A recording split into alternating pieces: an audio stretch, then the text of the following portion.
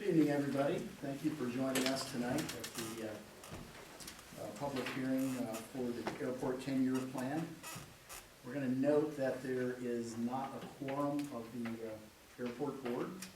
So with that said, we will follow the agenda if you have seen the agenda, but it will not be a formal meeting. This time I'd like to hand it over to Terry Tibbetts, our airport director, and he'll start the briefing. Thank you. All right. Want to do the invocation? Yes, let's do it. Dave, would you mind leading us in invocation? And let's always pray together. Heavenly Father, we just bow humbly before you. Thank you for this day. Thank you for the beautiful fall weather. We just pray for our country and protection over our families. Thank you for the blessing of the airport here in Paulding County. And maybe just use it for things like Saturday that just glorify you or encourages veterans and gives gratitude to the veterans and the law enforcement. So we thank you for that opportunity. Just be with us tonight as we share things about the airport. In Christ's name, amen. Amen. Appreciate everybody coming tonight. You might want to come a little closer, especially those of you that are in the very back, because you're going to be looking at this screen and it's not huge. But if you are comfortable where you are, that's perfectly okay too. Davey, can you hear me back there? Okay. We do have a microphone. If some of you are more soft-spoken than I am when you speak, if anybody in the back has a hard time hearing, we might ask you to come up and speak into the microphone. So what are we doing tonight? So we're calling this a public hearing. Some of y'all have been involved in airport public hearings in the past, particularly as they pertain to environmental assessments. And in that case, the public hearing is a prescribed part of the process that must be carried out to very exacting standards. Certain records must be kept and reported back as a part of, again, as the example of an environmental assessment, as a part of that document getting approved by the FAA. What we're here to discuss tonight is the development plan for the airport, which doesn't fall into that category. Instead, the FAA makes a recommendation that we provide for public participation. That's the wording that they use. And so we have chosen to be a little bit more formal than just public participation. That's why we chose to use the word public hearing. We announced it in the legal organ of the county, which is the Dallas New Era. We are calling it as an official called meeting of our board in case a quorum of our board had been here tonight. Which they're not, which is fine. They've all been briefed on this plan and know what I'm about to say, so they didn't really have to be here. But had a quorum shown up, it would have been necessary for us to have had the meeting properly noticed and for minutes to be kept and presented in the official records of our board. But since that hasn't happened, we're just going to proceed directly into this meeting. So, it's going to be a little freer flowing than your normal official public hearing. And I'm going to give you an opportunity to interrupt me, to give feedback real time. It's going to be more of a conversation. I am going to present a lot of data tonight on this plan. I'm going to present some justifications, some facts and figures that we think are important for the public to see concerning the environmental side of running the airport here. This isn't a court case. This isn't where we're going to be calling witnesses and challenging each other. I'm going to give you my opinion, and I'm going to tell you where I get the data for my opinion, and you're perfectly okay to disagree with that opinion. And you're actually encouraged, if you do disagree with that opinion, to write it down. There are 6 tables set up around the edge of the room, and there are pieces of paper there where you can write your name and write your comment and give them to Ms. Yolanda as you leave the room tonight, and they will become a part of the official records for this public hearing. So with that, does anybody have any questions or concern about format or what it is we're about to do? We good? Okay, let's proceed if we can get the computer to cooperate. Isn't that always the way of?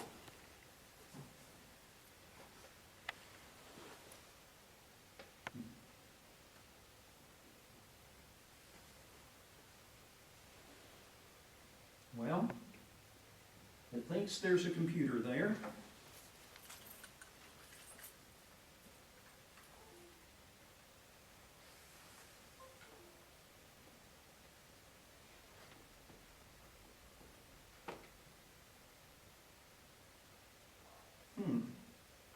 There you go. Oh, did it show up? Might have it set up on dual screen versus repeating. Well, I didn't earlier. Good. Well, why every time I turn around, I don't see it?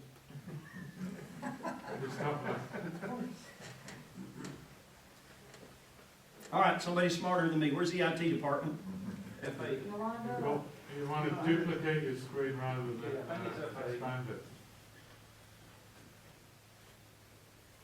Fix it, Jacob.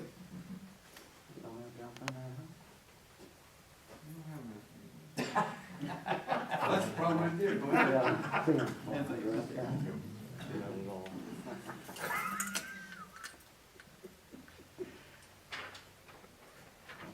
So on the TV commercials, this is where they go like this, right?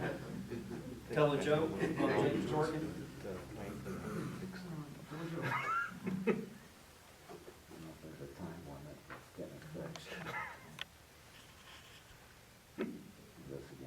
I swear it worked when I got there. So is it hooked up, man? Yeah. The Groundhog Day. Well, let's see here. Back here. There you go. Well, we'll try computer, but it was on F3 a minute ago. I mean, no. Where's Mike when you need him? See? I'm taking care of the dog, that's what I need him to be doing. See, he needed to be here. Oh, yeah. Yeah, it was definitely Not on really. F3, or HDMI 3.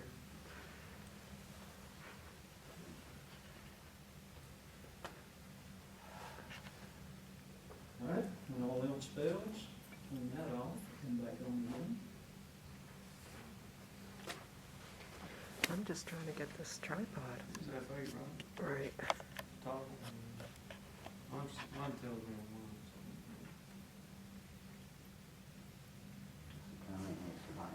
It's 19, huh? There we go. So it's obviously not F8. Look at your screen settings.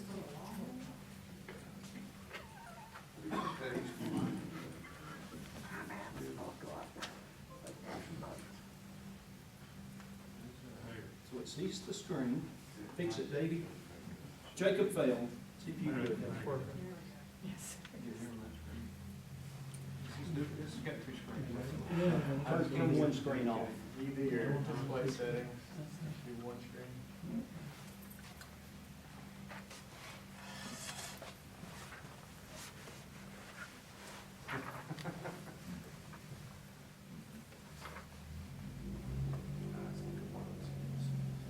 Well, Terry, can I take a minute to talk Yes. about thing? Go right ahead. Reports. I don't, was anybody able to come out Saturday for our Hearts for Heroes Festival? Thank you so much for being there, and thank you to the airport. Absolutely amazing the work that Terry, Alon, and Randy all put in to host the event with the chamber. We were able to partner with our city of Dallas, city of Hiram, our board of commissioners, Post Legion 111. So many great partners and sponsors came together to present. Do I have one screen, David? David, is it now one screen? Present an activity for the I know, but if I, veterans, If I bring up another active file, military, and how do I public get safety it to for this Baldwin screen? County. So we had a great display from I our really want to. museum of flight, as well as Yeah. a flyover, and a certificate So if I process bring that that honor our up, veterans. that So over here. we look Just forward to drag it doing up it a little next year.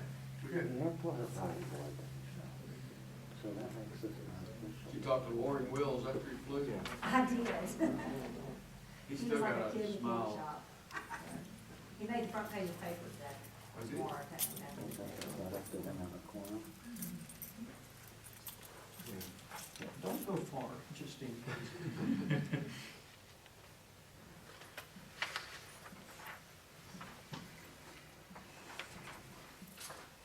And we want computers running the world, right?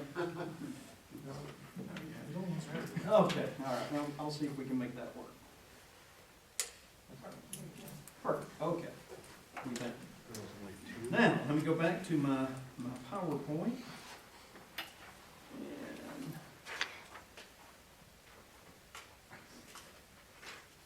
And there we go. All right. Page down. There we go. So this is the Paulding County Airport as it appears today. And this is a picture that was taken last year right after we did the repainting of the runway. So the airport is pretty much the way it was the day the airport opened. Just a little history. Everybody knows about the attempt to commercialize the airport that took place beginning in 2012. That's now been 8 years ago. And with a couple of very minor exceptions, the airport has been in a time capsule since that time. So nothing has happened for all practical purposes here at the airport other than a lot of lawyers got paid a lot of money. And now it is time to move the airport forward. So for the first time in almost 10 years, we're able to now sit back, take a hard look at where the airport is today, where the market is today, where the economy is today, where the county is today, and where aviation is today, and have a plan for developing this airport for the future. Now you might ask, well, why do you need to develop the airport at all? And the answer is, like a lot of big pieces of infrastructure, I'll use Interstate 285 as an example. The day Interstate 285 opened, it did not have 10 lanes going through Spaghetti Junction, okay? And so 285 has been under almost constant construction ever since. And big pieces of infrastructure like airports, interstates, any roadway really, is under constant change and constant development because you don't get all of the money to build that piece of infrastructure at one time. So in order to know where you're headed, you've got to have a plan. And so the FAA requires us to have what's called a CIP, a capital improvement plan, which is our notification to the FAA, this is where this airport is headed. And the FAA responds back to that with grant funding. So that's the starting point for our grant funding process. And they've got to know long term, what are we looking for? So they're just not throwing money at all kinds of random projects that don't have any end game in mind. So now that we are ready to once again move this general aviation airport forward as part of the centerpiece of transportation for Paulding County, it is time for us to now develop that plan in earnest. And the FAA requests that airports give the public an opportunity to participate in that project so that the public understands the direction that their airport, this is your airport, the direction that you're going in, so that there are no surprises, so that if there are better ideas out there in the public or comments, feedback, those kinds of things, you've got an opportunity to get that to us. Now, where we are in this process, I think everybody in the room understands that we have co-sponsors of the Paulding County Airport. It's the Paulding County Board of Commissioners, which Dave Carmichael is the chair of, and it is the Paulding County Airport Authority, which, where'd David go? There he is, right in front of me. David Small is the chairman of. And these two parties, these two boards, both legislatively created, are responsible equally to the FAA for the management of this airport. And in the recent past, we have not been on the same page, and that has been of great concern to the FAA. And so, in order to bring us back together, our board, the Paulding County Airport Authority, has developed this plan and given tentative approval to it. They have endorsed the plan and basically put it out there. The next step is tonight. We're presenting that plan to you, the public, for feedback. And then the next step of that plan will be to formally present it to the Board of Commissioners for their adoption modification, whatever they choose to do.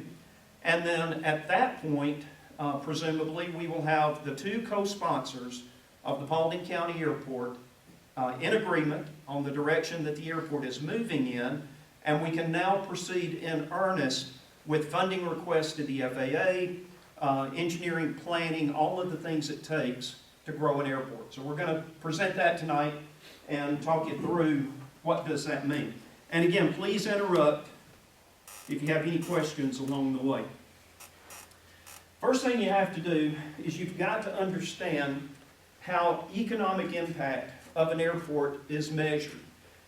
People who are not part of the aviation community might come out here in the middle of the day and not see 10 airplanes lined up ready to take off coming out of the Paulding County Airport, and they think, well, nothing is happening at the Paulding County Airport. That's not how it works at an airport our size. And I ask you to consider Highway 278 that y'all drove in on today. Everybody who came to this airport had to come down Highway 278 to get here. You didn't pay a toll. Highway 278 did not generate income for the county, per se, but it is the backbone upon which most of the commerce, much of the commerce at least, in this county is conducted. It's how you get your kids to school. It's how you get to work every day. It's how groceries get delivered to Publix and to the grocery stores where you shop. And so in the same way, an airport such as ours, a small regional general aviation airport, is intended to be, in a sense, a reliever for your larger airports, in our case Hartsville, so that your smaller air traffic, your non-ticketed activity can go to an airport without interfering with your scheduled airline carriers. And in the Atlanta metropolitan area, we've got PDK, McCollum, Fulton County, Cartersville, Carrollton, us, Cedartown. You've got 10 or 15 airports, almost one in every county, not quite one in every county, but these airports exist to relieve the traffic away from Hartsville, so Hartsville can primarily be used as an air carrier airport, okay? And not quite that simple, but at the rudimentary level, it's that simple. And so we don't expect 10 airplanes to be lined up to take off. We have something on the order of 10,000 operations per year. Now that number sounds pretty big, but you divide 10,000 by 365, because we're a 24/7 airport here. You can look behind you and you see the runway lights are on now, so somebody out there flying around has turned the runway lights on because they're controlled by the pilots. And if they choose to land here, this airport is open for that purpose. So divide 10,000 by 365. I would have gotten Jacob to check my math, but since he couldn't get the computer going, I'll have to let Davey check my math. But I think it's 28 operations a day. So it's not that many, okay? 28 operations means 14 takeoffs and 14 landings, because every takeoff and every landing is an operation. So if you've got a student pilot out here doing touch and goes, they can do about half a dozen touch and goes in an hour. So that's 12 operations in an hour. So you can see you can get up to 10,000 pretty quickly. And we haven't counted in a while because we haven't needed to, but we're probably exceeding that 10,000 number by quite a bit now because our traffic has picked up some. But is that enough to have a viable, economically viable airport? And I argue that it is, because the examples that I've given here are Home Depot, Walmart, now Costco is building in town. Dollar General has a pretty active corporate fleet. There are a number of smaller companies and developers and investors. When Shane & Shane did their concert in Dallas recently, they flew through this airport.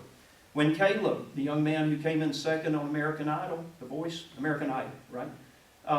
When he flew into Paulding County for his home visit, he came here. So we get that kind of traffic on a regular basis. We had a dog fly in today. There's a young lady who is apparently a well-known dog trainer just over the county line in Polk County, and her clientele has started flying through here. And they are four-legged clientele, and they get off and they go get trained, and they come back and they very politely fly back to wherever it is they came from. And today they bought $748 worth of gas, and we were very appreciative of that. Nobody knows they came. Nobody knows they left, because you don't see that kind of traffic unless you're standing here when they come in, okay? So all of that economic activity is generated because Paulding County has an airport, okay? So now, what is the impact of that? And again, y'all feel free to interrupt me. I want to talk about ad valorem tax. So this is Dave's favorite topic, right? Right. So I had Yolanda call the tax office today and ask a simple question. How much ad valorem tax did this airport generate this year? The answer is almost $600,000. That's ad valorem tax. That's not money that the airport gets. That's money that goes into the tax coffers, just like when, if you're a homeowner, when you write your check on November 15th and send it into the county, I, as an airplane owner, and my name's on that list, and I was the last one to get mine in, but it was on time. When that goes in, it counts just like it does for when I write my tax check for the house, okay? And that ad valorem tax, if you're a student of how ad valorem tax works in Paulding County, 2/3 of that goes to the public school system. So this airport, which has 0 kids to educate, is writing a check, in a sense, for over $300,000 to the Paulding County Board of Education. And that money gets 100% consumed by the educational programs. Even the Board of Commissioners don't get to have any say on that money, right? That's all handled by the Board of Education, okay? So that is a very real economic impact that this airport has that oftentimes doesn't get publicized or the attention that it needs. But it's become a pretty sizable number for us, and we're very proud of that. So now let's talk about the economic impact, and I'm going to see if this works. Yay, okay. So the Georgia Department of Transportation has published an economic impact study for all aviation in the state of Georgia. And for all of the block grant airports, and that's a very specific meaning, there are roughly 109 public airports in Georgia, and about 100 of them, roughly 100 of them, are block grant, meaning that Georgia DOT takes a block of money from the FAA. They manage the grant program on behalf of the FAA with the approval of the FAA, but they actually manage the projects and the divvying out of the money and so forth with the individual airports. So that's who I deal with on a normal basis for the grants. Well, a part of what they do in order to justify the spending of money on aviation is they do these periodic studies to determine what impact is aviation having on the economy of the state of Georgia. And this year they did something a little different, at least from the time that I've been here. I haven't seen this before. They actually wrote a chapter on each airport. So the Paulding County Airport was the subject of an economic development study by GDOT, and this is that report. So if you scan down through here, I'm just going to show you the highlights. This is what really matters, it's the dollars. The direct employment, the annual visitors, employment supported, the annual payroll, the annual spending, the economic impact. Absorb that for a minute. $7 million is GDOT's estimate of the economic impact of this airport to this region, not just Paulding County, but to this region that we're in. Now, how do they calculate that? Well, certainly mine and Yolanda's and Randy's salaries are included in that, but so are Johnny Jenkins and his 3 sons who work over here in the maintenance facility, and the parts that they buy for the airplanes that they work on, the Cokes that get sold out of the Coke machine, all of the events that get hosted here at the airport, all of the activity, the 1,000 people or so that we had here at the airport Saturday for the Hearts for Heroes, all of those things drive the economy. People spend money when they're out doing things, and these aren't my numbers, these are Georgia DOT's numbers, but the economic impact of this airport, not some other airport, but this airport is much bigger than most people realize. And while you could argue about, is that really 7 million or should it be 5.5 or 6? I don't care, it's more than 1 million, right? And so the impact is real compared to the investment that is made in the airport. And it is the same argument. I'll again use Costco. I think that's just a great comparison. The Board of Commissioners voted when Costco came to town to make investments in the sewer system for the connection of Costco. Why? Well, if for no other reason, having Costco in Paulding County is going to generate $1 million a year in SPLOST tax, $5 million a year in SPLOST tax. Okay, pretty good investment then, isn't it? So you spend a couple of $100,000 on sewer investments, and you get $5 million in return on SPLOST tax. That's how economic decisions are made. That's how economic development takes place. And this airport fits into that equation in very real ways. And this report is just an example of how that happens. Okay, so we're through with that.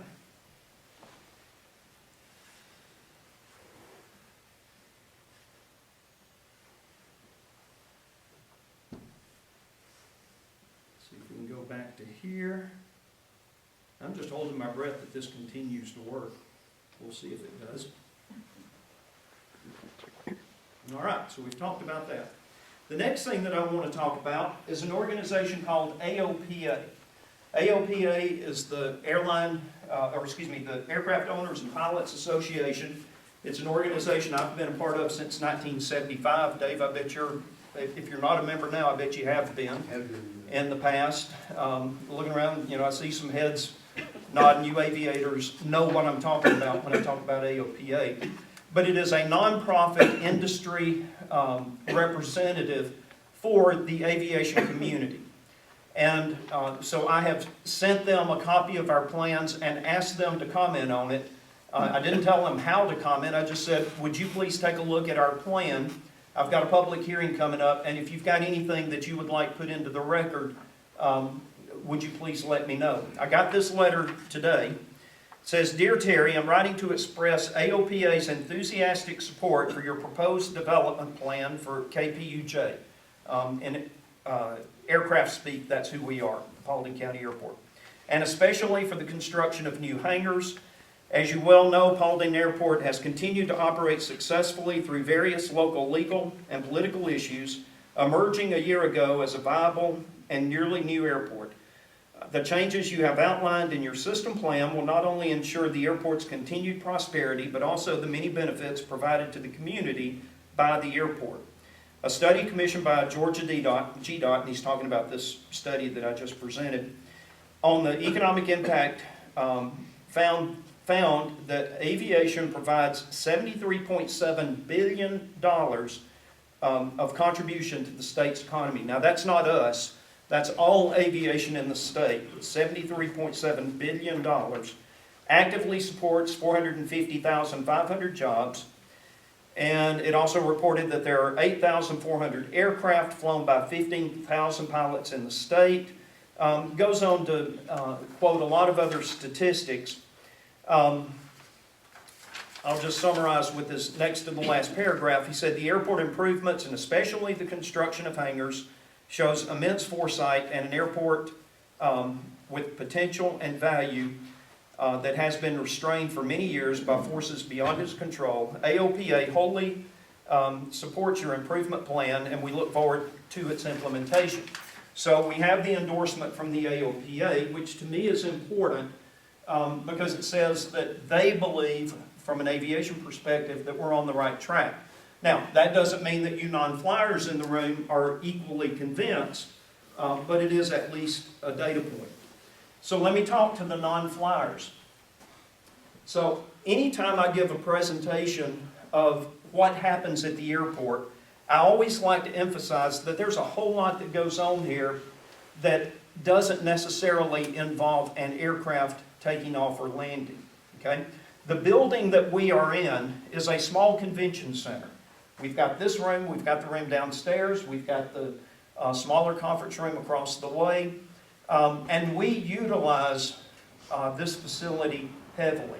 This airfield is a public asset available for use by the public, and it gets used heavily by the public.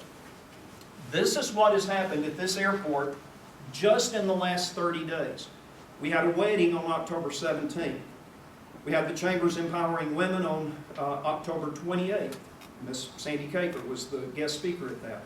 On the 31st, we had the Civil Air Patrol, who was giving their young cadets some flight training and exposure to aircraft. Some of these young men and women will go on to be the next generation of military flyers.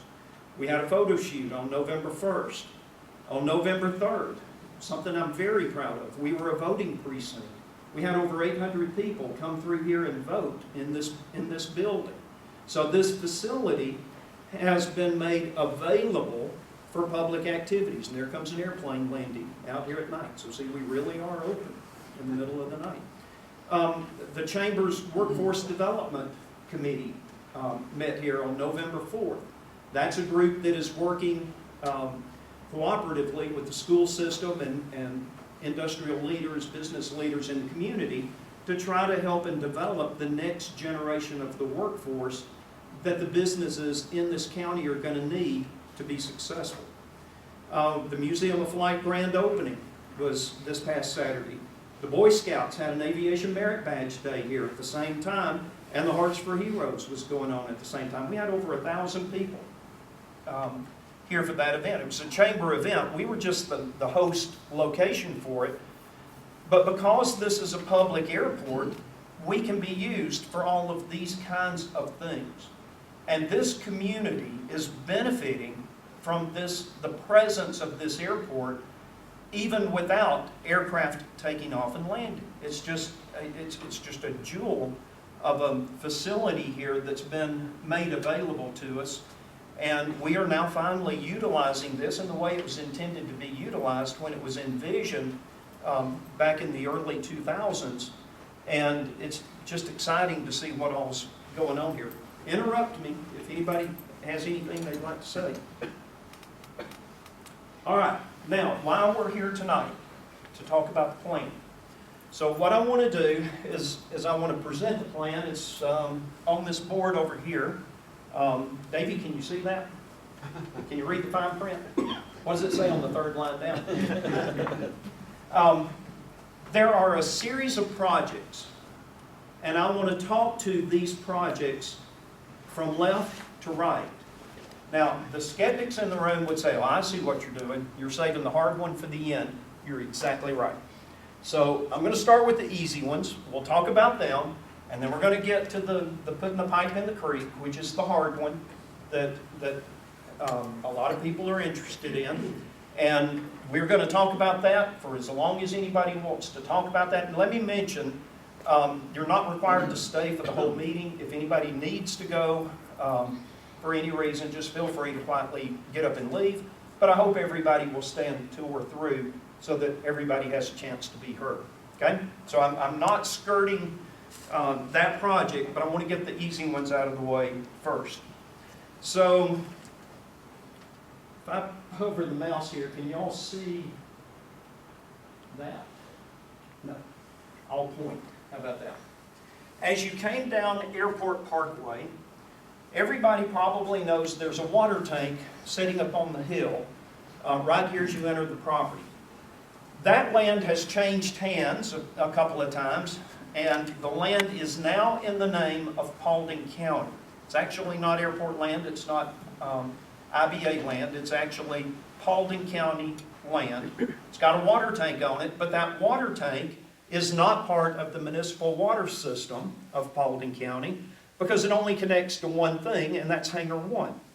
750,000 gallons of emergency water supply for the fire suppression system that is a part of that sprinkler system in Hangar 1. It's a very big building. The pressure and the volume that was available here where we're located, because we're up on a high spot in the county, was insufficient, so that water tank had to be built. So now we've got a very commanding view up there of the airport, and so the idea is, well, why don't we use that? So the thought is, let's put a few parking spaces on the side of Airport Parkway. Let's put a nature trail up to the top. Let's put a pavilion, a restroom, maybe some playground equipment, a fence, so Sally and Johnny don't fall off the hill, and families who don't have a whole lot of park options in this part of the county would have a place that they can come to and enjoy a picnic lunch and observe the plane operations as those 10,000 operations a year grow to 20,000, 30,000, 40,000 operations. There will begin to be more and more to see, and young kids in particular really get a kick out of that, and we want to provide a spot that they can go to. Now, who's going to, Paul? Is this going to be under a Parks and Rec journal? No. So I tried to get them to. That's good input. So I did talk to them, and they said, great idea. We'd love to put you on the list. You'll be number 473 in this long list, and when we get through spending all of this other money, right, for all these other park inputs, you'll be next. Okay, get in line, because they have far more requests, apparently, for parks, I gather, than there is money to support parks. So we're going to go a little different way. What we're trying to do is find a company who is interested in naming rights, like you've got SunTrust, now Truist Park for the Braves, and give them the name, SunTrust Overlook or whatever you want to call it, and get them to make the investment in building the park, if you want to call it a park. But it's really just an observation deck, okay? And we've had some success in that. This is not, Jacob, correct me if I'm wrong, but I think this is true, that this would not be considered an FAA qualifying project. True statement? I don't think it is, no. Yeah, I don't think so either. So I'm not going to put this on our 5-year CIP because I don't think I'd ever get FAA money to pay for it. So I'm looking for other creative ways to make incremental progress in having a place for the public to come to where they could enjoy observing the operations of the airport. And there are a few of you, as I look around the room, a few of you that I know have been up there before, and you've seen this airport from that perspective, and it's pretty spectacular, isn't it? You can see downtown Atlanta, you can see Lost Mountain. I mean, it's a very good view up there, but certainly a commanding view of what's happening here. So that's, as you enter the property in this 5-year plan, that's the first piece of what I would like to do. Not necessarily in chronological order, but it's the first thing you come to as you enter the property. Anybody have any comments on that you'd like to express? Okay, let's go to the next project. So the next project is Chattahoochee Tech. So this is something that's been in the news quite a bit. See if this will advance. It's a very slow computer tonight. Oops.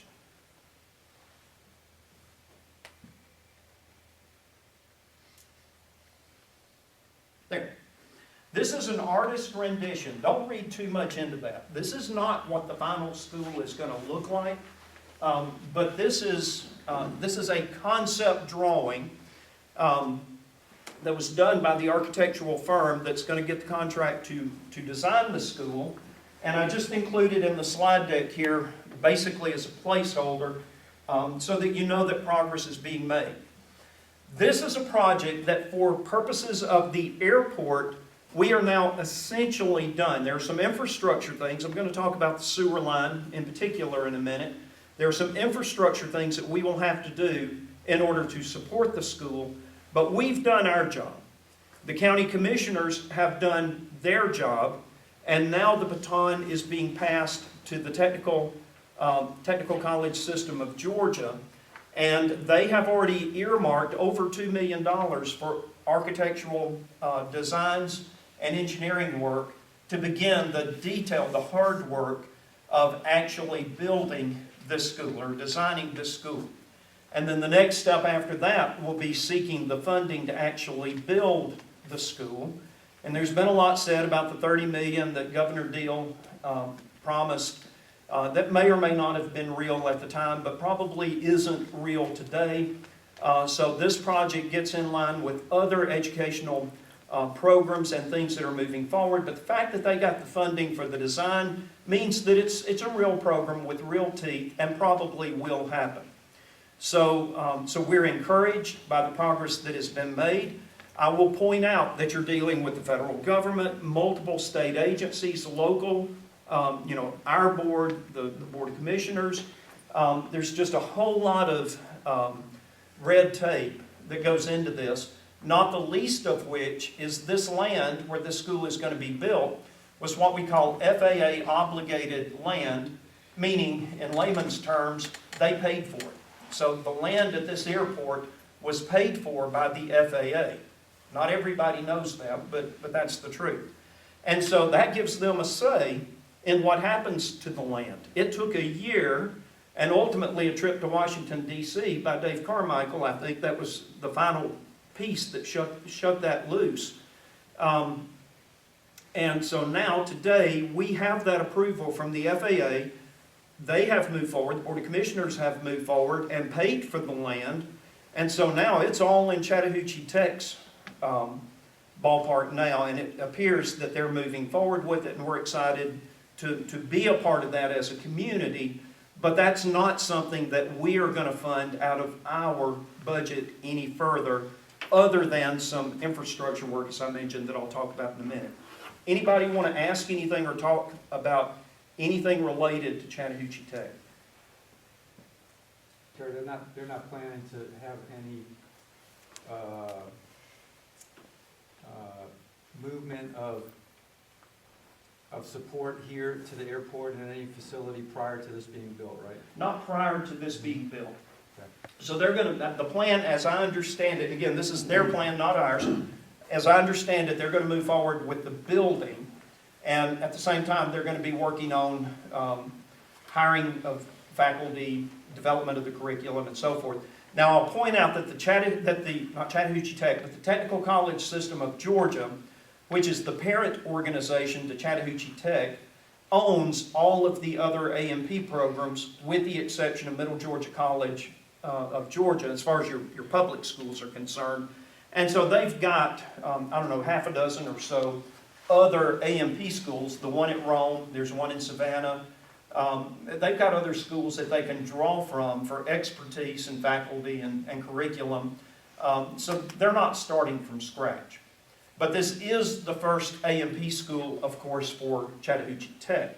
So they're going to have to lean on their brethren at the other technical schools to stand this up. And it'll take them some time. And I'm an A&P, some of y'all in the room are A&Ps. So we're all here to help, and we will be providing support. But again, it's their program. Okay? So all good on Chat Tech? Yes, sir. Terry, do you have a kind of like a loose timeline? I have a guess. Because of what's going on in the world and everything else, things have moved to the right. I'm gonna guess it's gonna be in the 2 to 3 year range. That's just how long things of this type tend to take. I've not heard that number from anybody at Chat Tech, and please don't commit that number to anybody, because again, this is their program. I'm just giving you an opinion. Okay. And so I think, 3 years would be a reasonable target. I would be well pleased if they had students running through here in 3, 4 years, something on that order. I would think we have been very successful as a community in standing up this new capability. Now, let me say this about that, as they say. Some people would say, but the airline industry is in a slump, and they're laying off airline mechanics. True statement. But you look at who they're laying off, and what they're really doing for the most part is buyouts of people toward the end of their career. The senior end of the mechanic industry. They're gone now, okay? Once they exit the industry, they're gone. Who's going to replace them when things start to pick up again? So what they have actually done by this short-term action, which they had to do because the economy is such that the big airlines in particular, Lockheed, Boeing, all of the people who employ lots of A&P mechanics, they did what they had to do to survive economically. But the end result is they've made the problem 10 years from now even worse than it would have been. Okay? And so kids that are just now beginning to look at starting a career as an A&P mechanic have a tremendous growth opportunity out there for them, because all of us old guys are gone, okay, in 10 years, and the field is wide open. And the military is not producing near as many people in these grades as they once did. And so schools like Chattahoochee Tech are going to become even more important. There are exactly 0 A&P schools within a 40-mile radius of the city of Atlanta, public A&P schools. Let me clarify that. I believe the closest one is the one at Rome. So any kid who lives in Cobb County, Douglas County, Paulding County, Cherokee, Polk County that wants to pursue a career as an A&P mechanic, this is going to be their closest school. And it's going to be right here at this airport in Paulding County. That is a great opportunity for us going forward, and we're excited to be a part of that. Anything else about the Chat Tech School? Okay. All right, next. You ought to say who did the surprise visit to you a couple weeks ago. Yeah, the commissioner of the Technical College System of Georgia showed up on our doorstep out here and wanted to see the land. And I'll admit, I didn't know who he was until he handed me his business card, but spoke very positively about the program and seemed very excited about moving this project forward. So he's new to the position. Arthur, do you remember Arthur's last name that was the previous commissioner? No, you hadn't asked me. I know, yeah. Anyway, that's why David and I are getting out of the A&P business, because it's a young man's game. But anyway, there's a new commissioner, and anytime there's a change in leadership at the top of an organization, you've always got to sit back and wait and see, is he going to endorse a program such as this that was very dear and important to his predecessor? And it appears that he is, and that's good news for us. He was with Dr. Newcomb. They came out here together, and it was just a very, very positive meeting. Anything else about Chattahoochee Tech? All right. Again, no more money from us. We and the Board of Commissioners are probably through spending money on that project, and we've gotten it to the point that it is right now. And now Chattahoochee Tech, as I said, they'll take the baton and move this program forward, and we'll be standing in the background to help as needed. All right, the next project, similarly. This is the proposed location for the new Museum of Flight hangar. This is going to be a project, again, that's going to be built with their money, not our money. They are out fundraising. They've probably knocked on a lot of y'all's doors already. You know, they're a 50C3 organization. 503C organizations are having a really tough time right now, but the museum is a very strong organization. They will survive this pandemic.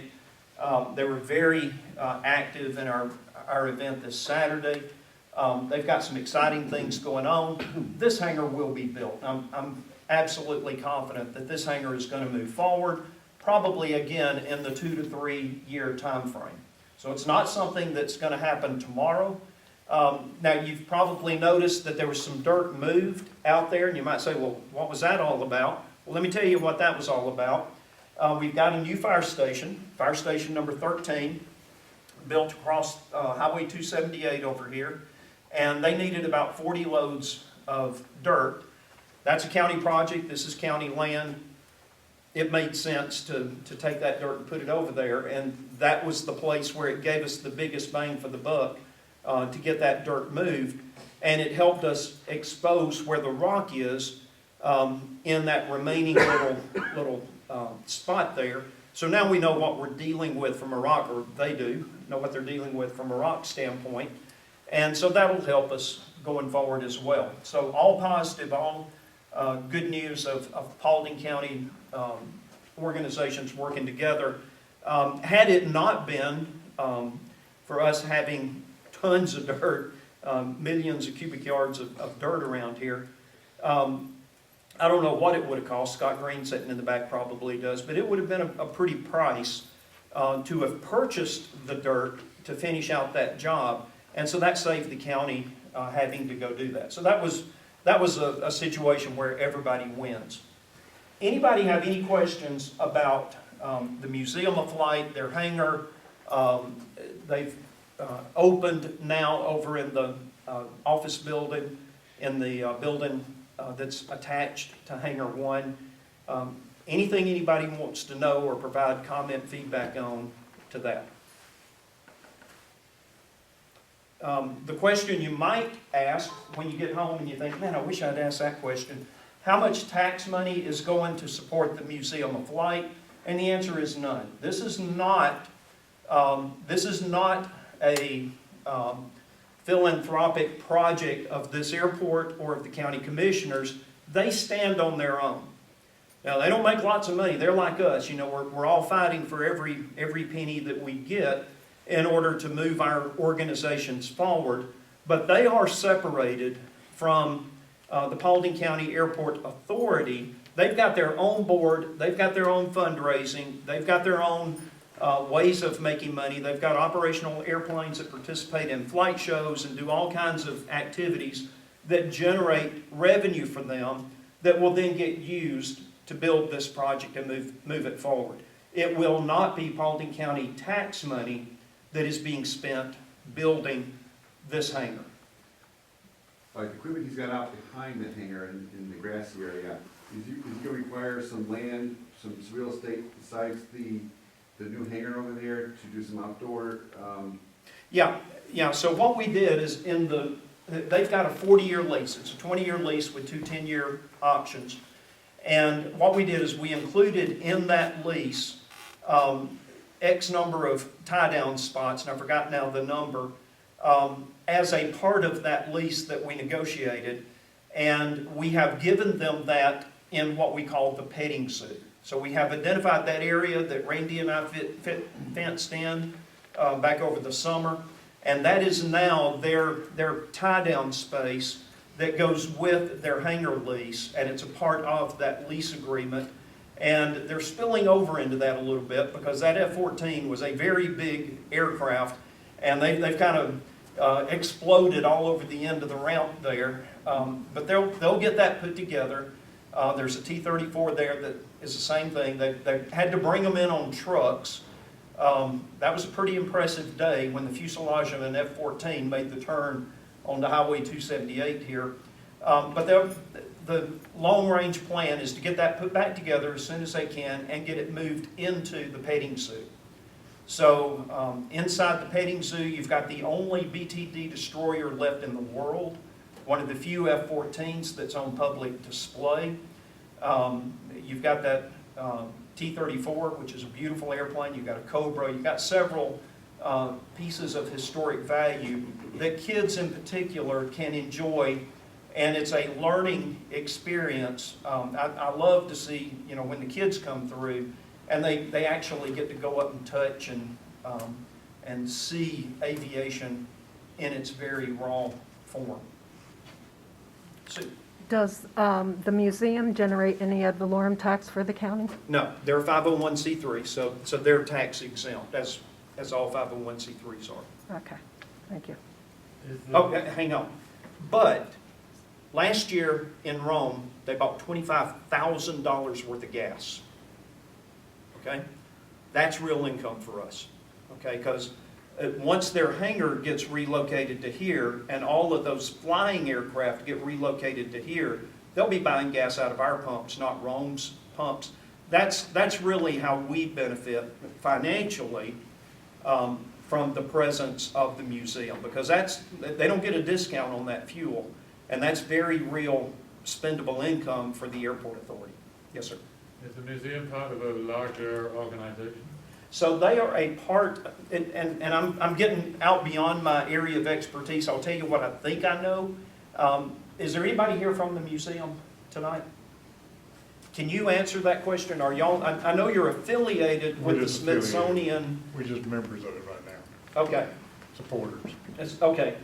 So they are in some way in this consortium of museums that are loosely tied to the Smithsonian, in that they can swap pieces back and forth, but they are not under the Smithsonian. They're their own independent museum. They qualify for military pieces. That's how they got the F-14. So they're a part of the military museum infrastructure, but they are not under the U.S. military. They're a private 501c3. So that's everything I know about the business arrangement of how the museum is set up. But I can tell you that they're basically independent, but affiliated with bigger organizations. Okay? Yes, sir. Terry, so if it's on a 40-year lease, is it monthly or is it annual? 'Cause I know. It's monthly. Yeah, it's just like any other Okay. lease. All right, moving on. Okay, sewer lines. Everybody wants to talk about sewer lines. So let me go back to my picture again. Okay, it's going to be very hard for Davey in the back to see, but those of you on the front row can see a magenta line coming down the side of the new Airport Parkway extension, and then it drops down to the back of this building, and it connects to an existing manhole. So let me explain what's going on here. Several years ago, the city of Dallas, and I wasn't in this capacity at that time, so I don't know the full history of how that money came to be. I will assume that it was some sort of economic development grant, but they installed a sewer line from the city of Dallas to the edge of our property. And that line is alive and active today, and the plan at that time was to connect the airport to that sewer line, but that connection has never happened because this dirt has to move out here first so that you can finish that last 1,500 feet or so of sewer line. So today, the way sewage is handled at the airport, we have a sewer line that originates at the McNeil building, comes down behind the flagpole, straight across here, behind this building, to a 2,500 gallon commercial septic tank system. And from there it goes, the gray water goes into a private lift station. Believe it or not, it gets pumped across the runway to a field line that's on the south side of the runway over here. That was always intended to be a temporary solution, and that solution is now over 10 years old. It's now pushing 12 years old. And so it was also never intended to handle the volume and the numbers of people that pass through here every day. I mean, think about it. When on the day we voted and we had almost 1,000 people come through this building, these commodes got flushed a lot. And the alarm on the little lift station, it's got a little buzzer and a little bell, and it sits there and it rings its heart out saying, help me, I'm full. And overnight, it'll finally catch back up again. And, we hold our breath, and so far it's done just fine. But it's at its capacity.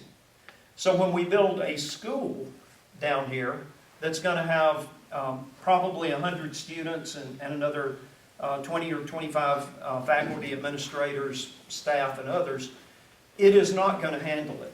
So the solution to that is to finally make that last mile connection, and last mile is figurative. It's only about 1,500 feet. So the FAA part of that project is going to be to connect from manhole 73, which is existing in the ground right here, to our lift station. The lift station goes away, and now it's gravity fed from there to Dallas. And now you've got just the short run from the back of from the new museum hangar down to the school, about 800 feet or so. So that'll be a very affordable project for the school to take on at that point. So this will be a joint project, some FAA money, some school money, to get that sewer line finally connected to the city of Dallas. And that's really about all there is to say about the sewer line. Does anybody have any comments or concerns, issues, whatever, with the need for the sewer line, the future plans for the sewer line, and so forth? All good? So that's not coming out of the airport budget? The airport part of it will. When you say airport budget, to me that's the all-inclusive budget, including grants. So is that what you're talking about? Well, you just said the FAA and Chattahoochee Tech would be covering it. Now, is the airport paying for any of it? Oh yeah, there's always some matching funds. There's always a contribution that we make. It's typically either 10% or 5%, depending on whether the state is participating in it. And then if the state or the feds do not provide sufficient money, there might be some money locally that goes into it. Those decisions are all made every year as part of the budgeting process, and this project won't go forward until probably next year or the year after. And so it's premature to say exactly how that money's going to split out between state, federal, and local. Okay. But I can tell you that that the school will have to pay anything that's beyond our last connection point. I can't spend FAA money on.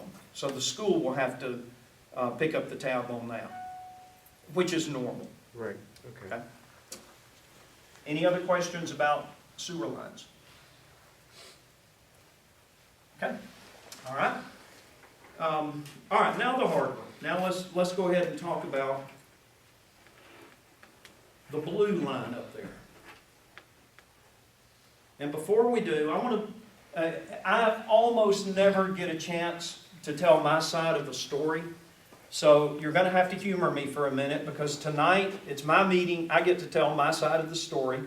And again, you don't have to agree with my side of the story, but I'm going to tell you where I get my facts from, how I arrive at the conclusions that I arrive at.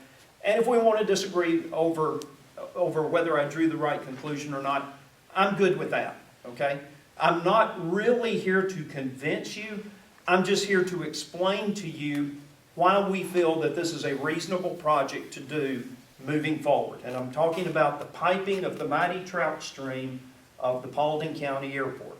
So here we go. All right. First of all, I've got a couple of links here that you can dive into. Was there a question? Be throat cleared? All right. Let's talk about stream designations. Everybody knows what a trout stream is, right? Here's the definition. This is the EPD, the Environmental Protection Division of Georgia.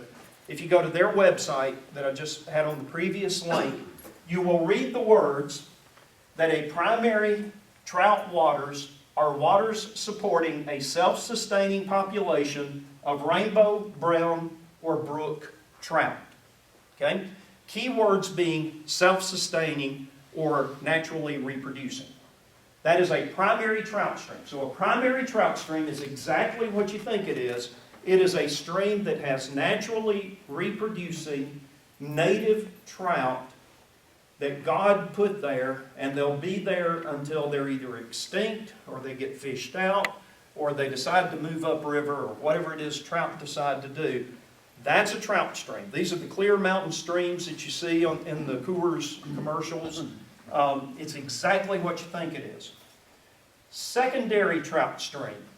A secondary trout stream are those with no evidence of natural trout reproduction, but are capable of supporting trout throughout the year. So what does that mean? It means I can stock the creek with trout and they don't die. Okay? That is a secondary trout stream. All right? Now, what do we have in Paulding County? So if through the magic of computers I can get this document to come up.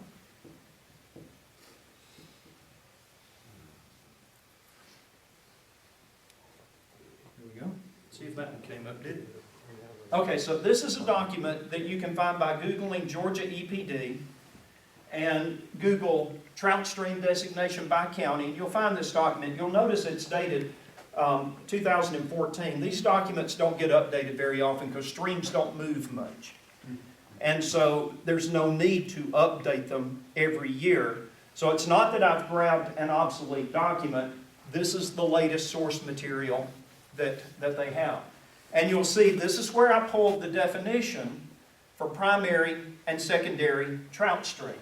And if you scroll down through this document, what you will see is it then goes county by county, starting with Bartow and going to, what, Whitfield? Is that the last county? Okay. And if I search for the word Paulding,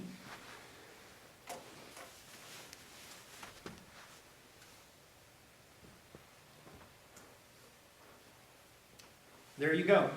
How many primary trout streams are there in Paulding County? There are none. We have zero, exactly none, naturally reproducing trout in the entire county. Not just here at the airport, anywhere at the airport.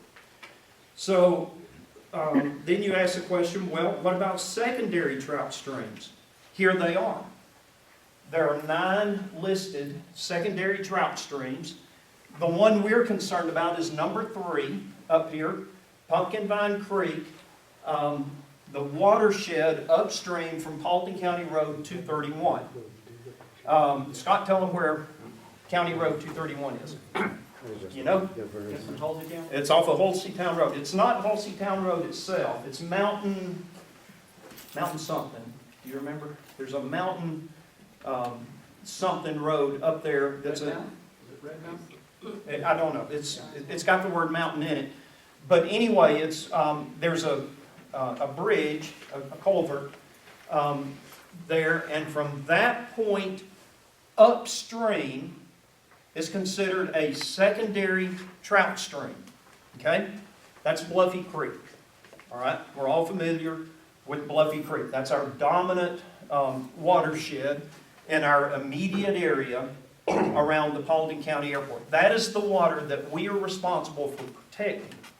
We're on a hill. There are no streams that flow into this airport.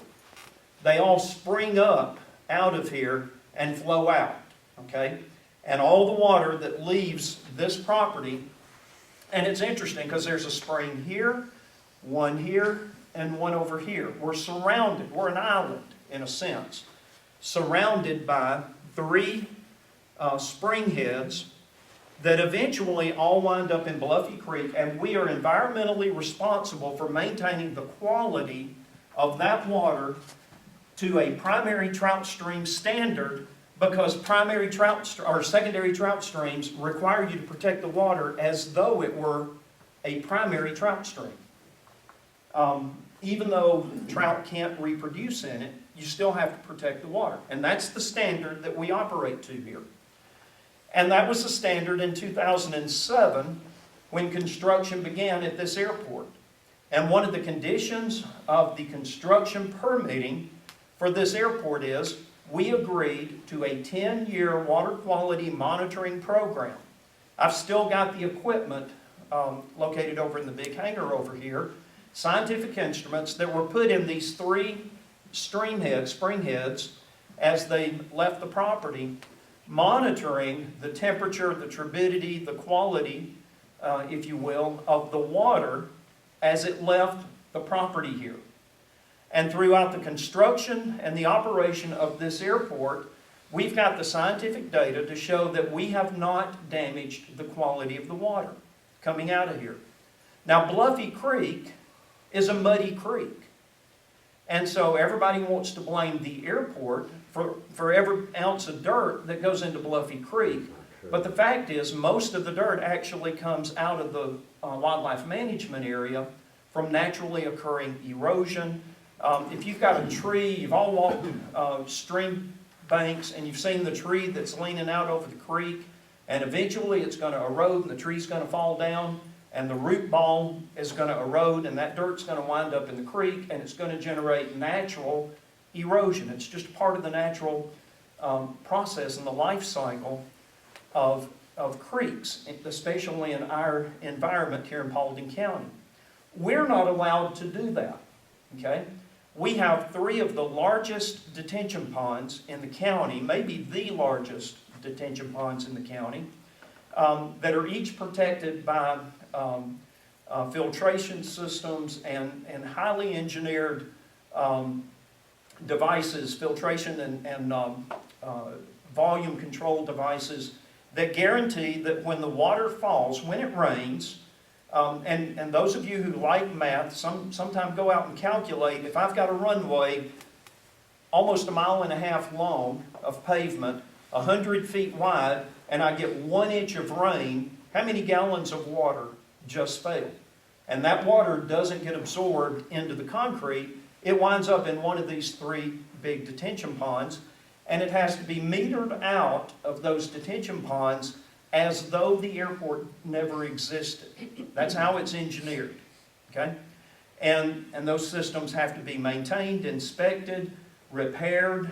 You know, occasionally you'll get a sinkhole that'll develop. We had one of those last year around one of the inlets, and you have to fix those because you can't let that sinkhole turn into an erosion problem that winds up in Bluffy Creek.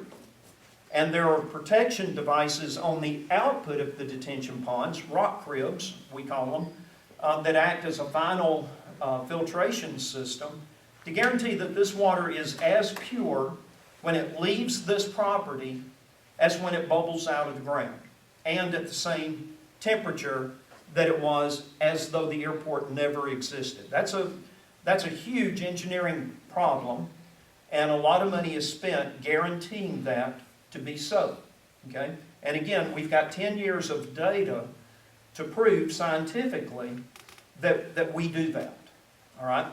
So we would argue that we have been very good stewards environmentally of Bluffy Creek from the perspective of the quality and the volume and the temperature of the water as it leaves our property, okay? The next issue becomes, what happens if you do put this trout in Bluffy Creek? So let's look at that for a minute, if I can find the right document there. So here's a research paper by USDA. And what it's basically talking about is non-native trout. And they're basically saying non-native trout are an invasive species to the animals that are in that environment. Well, what do we know about Bluffy Creek? Cherokee darters, an endangered species. So we have a responsibility, we, the big we, have a responsibility to protect an endangered species And that includes not putting a invasive species, which would be a non-native aquatic animal, i.e. a trout, into the stream. So you see the disconnect that you've got between the agricultural department and the EPD that says, well, this is a secondary stream, but if you populate it with an invasive species, a non-native species, you may lose your endangered species, which is the Cherokee dart. We don't get to vote in that process. We simply have a responsibility to maintain the quality of the water leaving here as though it is a primary trout stream, and that's what we do. Okay? Now, the next issue that I want to point out, I think it's on the next slide, is, oops, let me get back to my presentation.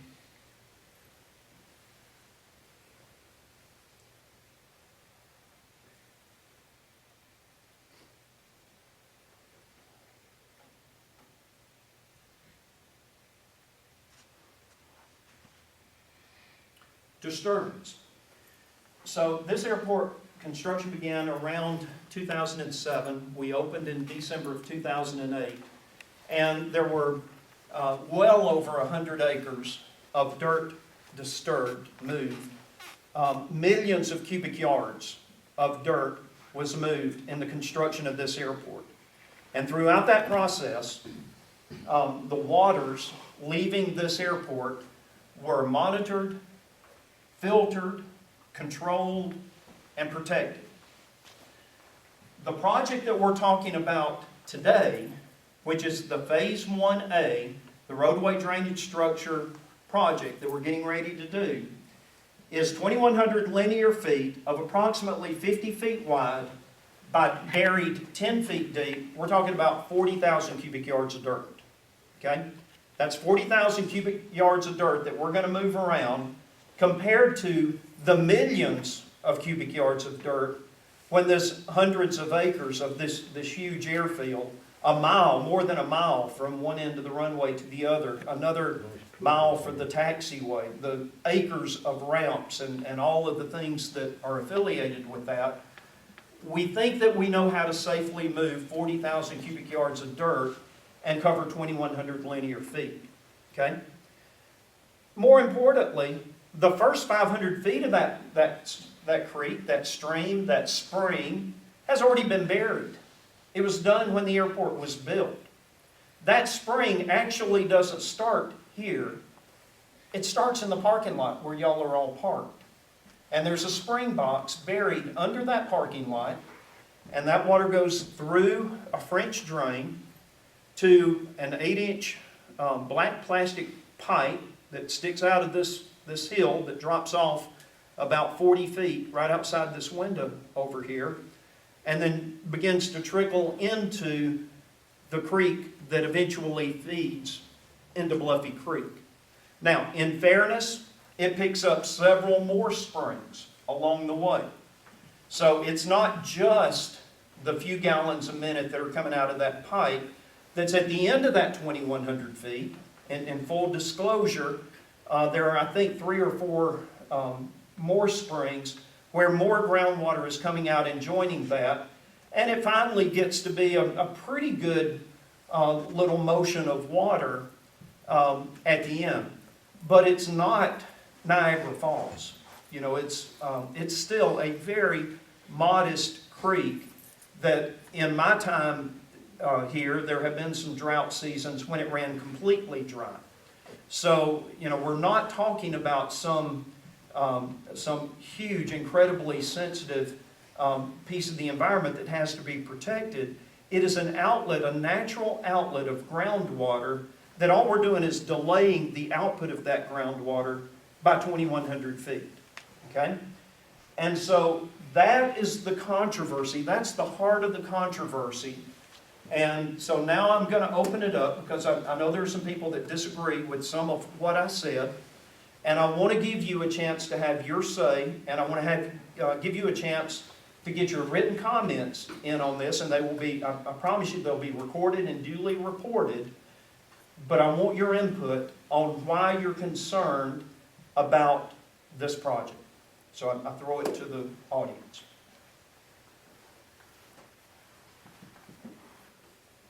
Well, this is the first time I've ever heard trout brought up, to be honest with you. You didn't hear it during the Paulden 6 lawsuit at the EPD? That was the whole crux of the lawsuit, was the damage we were causing to a trout stream.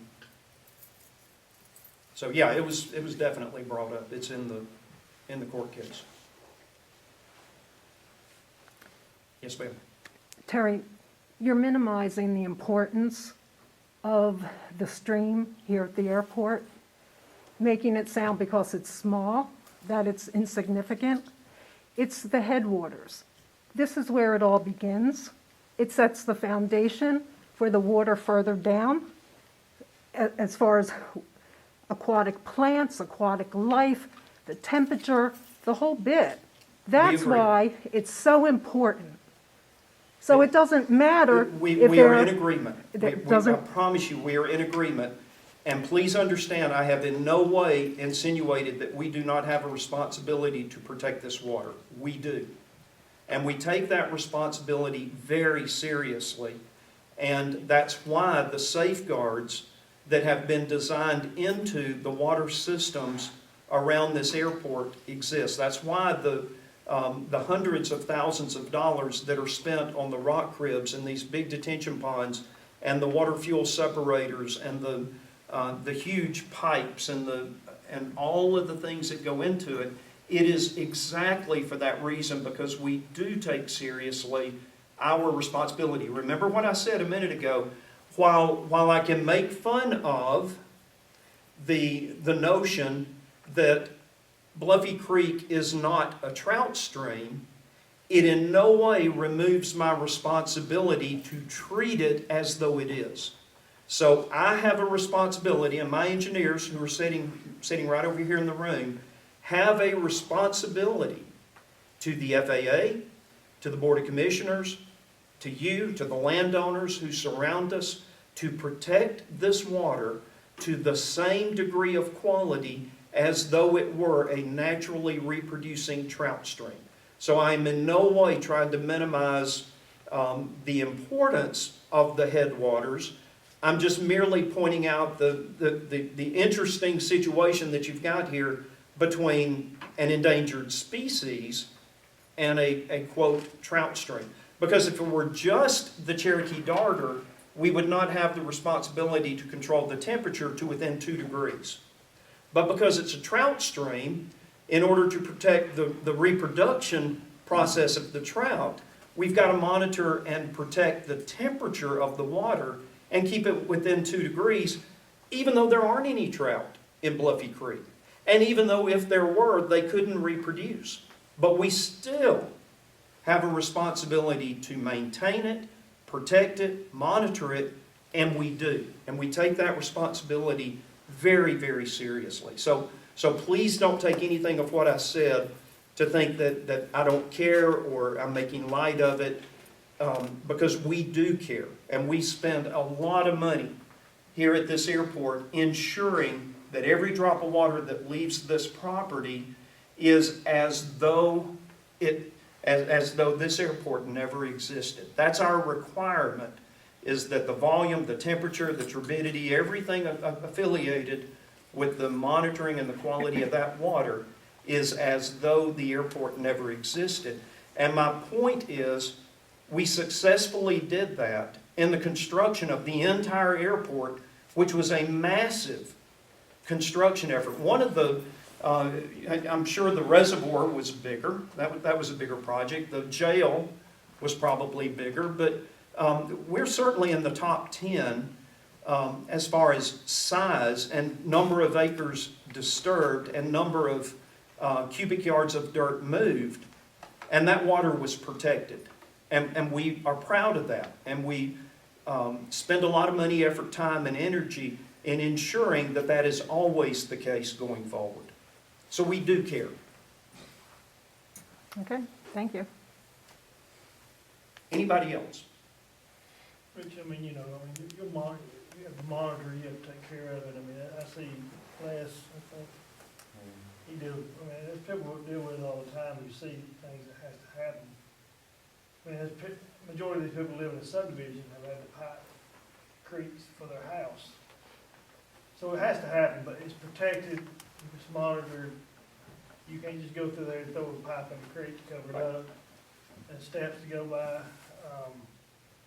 So unfortunately, it has to happen, but it's protected to a point, so, I mean, I understand what Sue is saying, but it has to happen sometimes,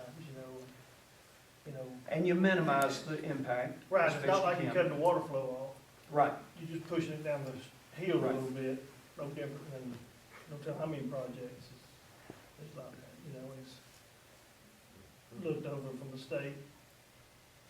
from Brian? Federal.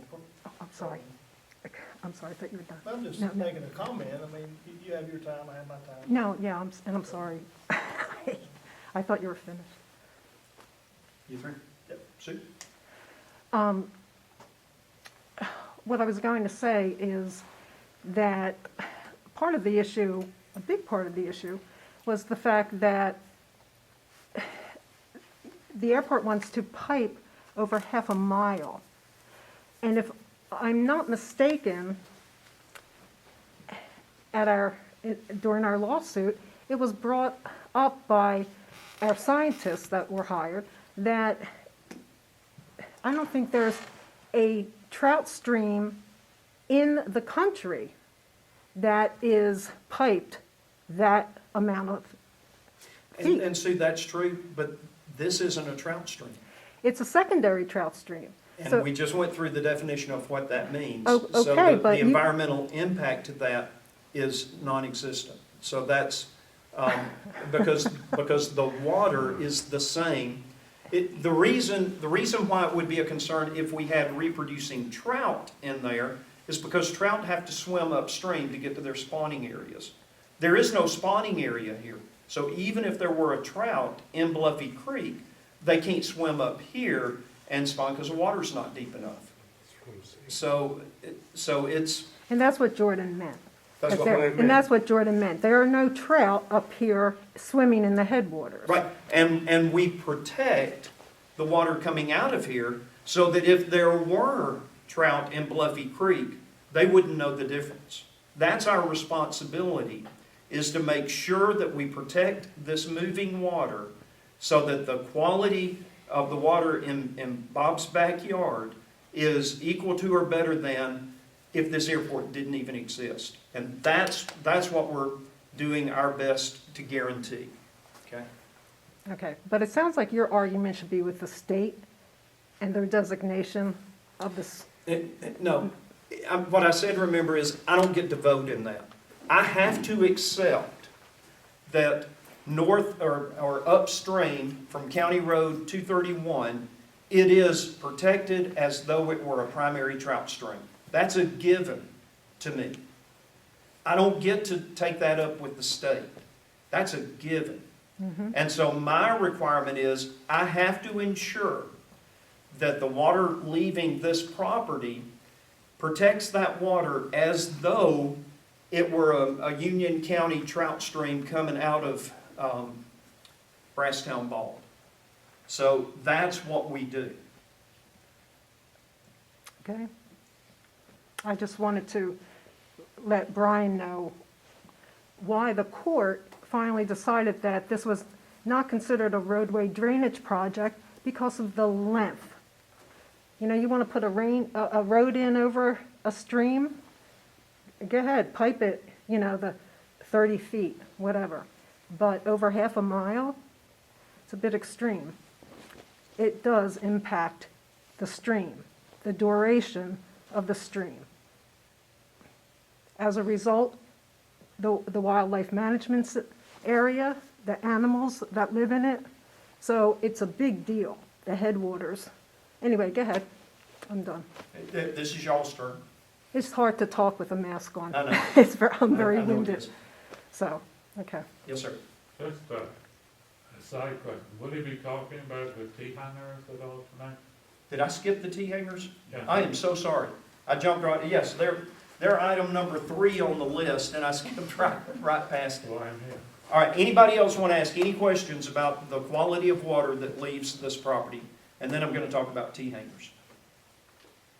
Okay? All right. Let me go back to my list of airports. McCollum, PDK, Fulton County, Carrollton, Cartersville, us, Cherokee County. I mean, there are, I don't know, a dozen airports within 40 miles of downtown Atlanta who all share a common trade. There are no free T-hangers. They're all full. There's something in every one of them.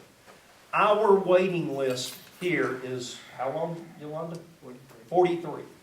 43 people have expressed interest. Now, in fairness, always try to give you all of the facts, not just the ones that favor my argument.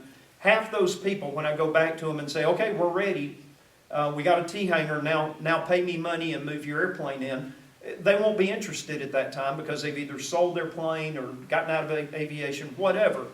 But there's a whole bunch of other people out there who they find out you got 43 people on your waiting list, and they say, I'll check back with you in a couple of years. Okay, so it is with 100% certainty, and I'm looking around at my aviators in the room. Would anybody argue with me that if I had 40 T-hangers, I could fill them up tomorrow? Tomorrow. Right. I mean, there are that many airplanes that want to be in a T-hanger that don't have a T-hanger in the Atlanta. There is none. Right. Within 50 miles of this place. That's right. I drive into Carrollton from Powder Springs because I don't have a T-hanger here. Right. And people drive past this airport who live in Paulding County and go to Polk County and put their airplane in. Now, let me tell you why that's important. Because go back to this data that I pulled in from the tax office this morning.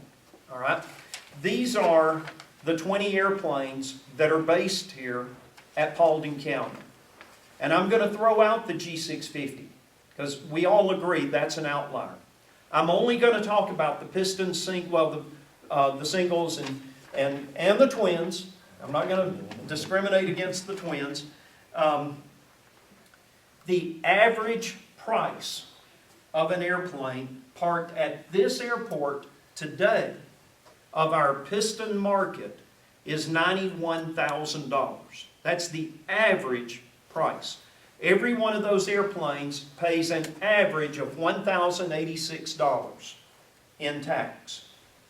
Okay? But half the people who live in Paulding County and have an airplane have their airplane parked in Polk County and they get the tax. So there's $20,000 worth of tax that is being shifted. And I love my buddy Chuck that runs Polk County Airport, and these guys support Polk County Airport, but I want my tax money, don't I? And I don't want these Paulding County residents driving past our airport to park their airplane in Polk County, and then because in the state of Georgia, you pay tax on the airplane where? In the county where it's based. And I've got Paulding County residents who can't get a hangar at their own airport. And they want to be here. And I'll go one step further. I want those Cobb County guys' tax money too. I'd love to have some of their money too. Bring me their airplanes. So if I had these 40 T-hangers today, we'd fill them up. And that would be $40,000 more in tax money, 2/3 of which goes to the school system. Okay? The last project that's on here, it gets even better than that. Let me back up to my picture. Once I do get the road extension, the sewer line, the pipe in the creek, and all of the other infrastructure, now I've got 29 pads. These 29 pads are the corporate aircraft side of the equation. This airport has a unique opportunity that none of the other airports in our area have. I'll pick on McCollum. I love Carl. He's a friend that runs McCollum. But he's got a problem. He's got a rock quarry at the end of his runway. And he's got Highway 41. And he's got Chastain Road. And he's got, what's on the other side? What's the road on the other side there? I forgot now where UPS is located. He's surrounded by urban sprawl. And so what he's had to do for the past 10 years is he's been tearing down his T-hangers and replacing them with these. Because these pay 10 times the tax money that a T-hanger occupant pays. So while it's not small potatoes, you know, you take 3 airplanes in a T-hang, in 3 different T-hangers, and they're going to pay about the same tax money as a middle-class house would pay. And they got no kids to educate. I mean, kids don't live in those hangars. So all of that money becomes a gift to the school system. We didn't have to go hire another police officer to patrol the airport. Y'all may not know, but in order to stay certified, your city police departments like Dallas and Hiram, they have to have so many police officers per every 1,000 occupants, residents. Well, an airplane in a hangar doesn't count as a resident, so it doesn't affect your numbers. So you don't have to add law enforcement or fire protection for these airplanes. So it's like having a subdivision of middle-class houses that nobody lives in, but everybody pays their tax. And what McCollum and other airports do is they tear down their T-hangars because they're out of land, and they put these big boxes in so they can get the bigger tax money and the bigger fuel prices, or bigger fuel burns and so forth. And that's a wonderful thing, except it really puts a burden on your smaller guys who graduate up to some of those bigger airplanes. And what you want is you want to be able to service both of those markets. This plan does that. This plan lays out an airport design because we've got the benefit of having the wide open map to design from, and we can design an airport that can support both for at least the next 20, 30 years.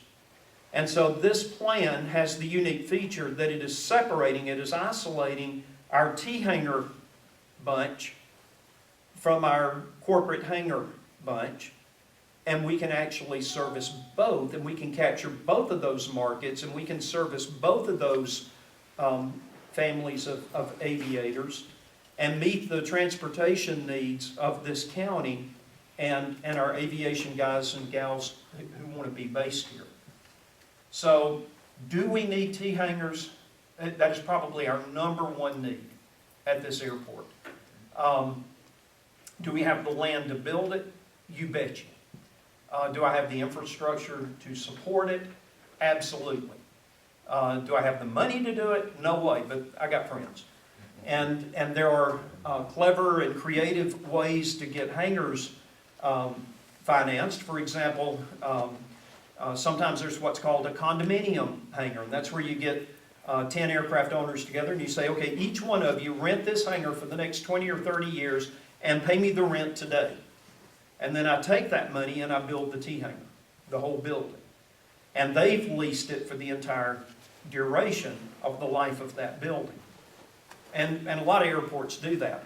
And that keeps the airport from having to come out of pocket with the money up front. I'm not saying that's what we're going to do. I'm just saying that's one of many ways that you can finance T-hangars. There are lots of ways to do it. And once we get past the design, because today I can't tell you what these are going to cost, because we haven't done the engineering yet. We got a whole lot of work to do in this 5-10-year plan before I can give you actual prices on what each one of these projects are going to cost. I can give you engineering estimates, and they're pretty good, but they're not bid numbers that I can go out and buy these various design projects or construction projects with. Okay? You aviators in the room, you want to say anything about T-hangars? I would like to say I can't see it real good from here, but the T-hangers look I like tried they're to sort get you of. on the front row. Well, that's all right. Right up there, it looks like the T-hangers are kind of, yeah, right in there. And the way you've got this design, we were at McCollum years ago, and it was like a huge fraternity of all the piston aircraft guys, you know, and everybody. And then they wanted to make room for the jets and the big planes. Well, then they just started pushing and intermingling them, and so the jets would crank up and start blowing the little planes all around. Oh, it was terrible, and they were just moving so fast, and we had meetings and with the county commissioners and everything. They just let them keep doing it, and so the guys left.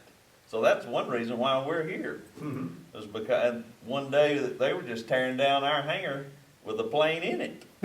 And my dad came all to pieces because they was pulling the tin off of that hangar with this airplane sitting there. Wow. So anyway, I see how you've got it, and you've got it separated, Segregated. and Yeah, it's that's by really a design. great plan, the way you've got this done. I like the way you've done it there. Thank you. We're in the McNeil hangar. We're fortunate to be in there, Mhm. and I enjoy Yeah, it. that's where I am too. A T Yeah, I'm right hangar, behind you. yeah, a T hangar is really good. People really want a T hangar because if you have the great big hangars and you go in, you get hangar rash a lot of times, and you want to keep your own stuff there and stuff. So it works out good to have the T hangar. So I think it's a great idea. I didn't know you were going to do that many corporate hangars, but I think that's thinking ahead. So let me say something about this. It will ultimately be up to our boards, the Board of Commissioners and the Airport Authority, who pays for what, okay? But my advice to my boards is that we build the T hangars and the tenants build the boxes, okay? So if you've got Coca-Cola who wants to move one of their corporate airplanes to the Paulding County Airport, typically they're going to want to build their own hangar, okay? And we want to support that. And so what we're really going to do is we're going to build a bunch of pad-ready sites over here with the power. I've already started meeting with Greystone, with the County Water Department, you know, all of the utilities to make sure that we're getting their input and how big does the water pipe need to be? How much power do we have to run if we're going to support this many and more hangars over the next life of, 50-year life of the airport, whatever. And so we're already beginning to collect all of that data, and that'll go to our engineers who then design the infrastructure that's going to get laid in. But we would be better off if individual corporations who have the kind of financing necessary to build a hangar of this size, build them, okay? So, and also there's a more practical reason to do that. The FAA penalizes airports when they use their grant money to construct revenue-generating projects. Hangars are revenue-generating projects. So if I go use grant money to build these hangars, I can do that, but I get 50 cents on the dollar for my money. I'm much better off if I let the tenants, and a great example is the museum. I'll go back to the museum. We could have built that hangar and then charged them rent, commensurate rent for that big hangar. But I'd rather them build it and let them be responsible for the fundraising and the maintenance and the ownership of that, rather than us being their landlord. I want to lease them dirt, okay? And let these corporations do that. Dave, do you want to, you're in that business, you want to speak to that any? About corporations building their own big hangars? Yes, it's commonplace that you come in with your design that you want. Sue, it is tough, isn't it? It is. Get my glasses out of here too. It is common that corporate operators do come in and they want to plan their facility the way that best suits them. So it's often that they do that. I work for one, we're based out of Fulton County. We've been there for since 1975. I haven't been with them that long, but since 1975. And there is no space, as Terry talks about, at Fulton County or some of these other airports at all. So what you see is what happens is closer into Atlanta, the corporate operators take over. They push the smaller guys out to outlying airports, and it keeps growing that way as Atlanta keeps growing. But now it's gotten to a point where corporate operators can't even find space at any of these close-in airports. So herein lies the problem and the opportunity for us in the future. Now granted, it's going to take many years to get to that point like that, but that's forward thinking and planning. I could see something maybe morphing to where there's maybe some more T-hangers, but we do have land here to develop. And that's what we want to do, is we want to make this an economic gem for the citizens of Paulding County and attract the business that we need in this county as well. Back to you, Terry. Thank you. Let me make sure I didn't skip any of my other projects. We talked about the overlook. As I go through this list, if anybody thinks of any questions that you didn't ask when we went through it the first time, speak up. The overlook, Chattahoochee Tech Aviation School, the T-hanger construction. I didn't talk about Airport Parkway extension. Airport Parkway today comes in through this driveway. It comes in the side of the parking lot. If you go back and look at the airport layout plan that was designed in 2008, it was updated in 2013, it was updated again in 2015, and now we're due to update it again. One common theme from all of those plans, from the original grand opening of this airport, is Airport Parkway moved to the top because that's the only way you can open up this property to our east. It's the property out this window. If it were the daytime, you could look out here and you could see that 40 acres or so that we call this upgrade, this development area. And so none of this is new. We have tweaked some of the designs slightly. For example, because of the school, because of the museum, that moved the location, the preferred location of the sewer line slightly. It realigned Airport Parkway a little bit.